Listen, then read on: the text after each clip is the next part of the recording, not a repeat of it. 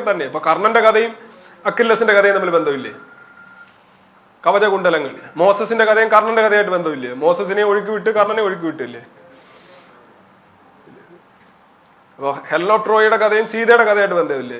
Hello ട്രോയെ തട്ടിക്കൊണ്ടുപോയി, സീതയെ തട്ടിക്കൊണ്ടുപോയി, തിരിച്ചുപോയി പിടിച്ചെടുത്തോണ്ട് വരുന്നു. ഇതൊക്കെ ഒരു ജനതയുടെ കഥകളുടെ പല പല വെറൈറ്റീസ് ആണ്. അത് പലയിടങ്ങളിലും ഉണ്ട്. മിക്കവാറും ഹിന്ദു പുരാണങ്ങളിലെ കഥകളെല്ലാം തന്നെ ഗ്രീക്ക് പലതിലും സാമ്യമുള്ള കഥകളുണ്ട്. അപ്പൊ എന്തുവരെ ചോദ്യം, യേശു എന്നൊരാൾ ജീവിച്ചിരുന്നില്ല എന്തു പറയുന്നു?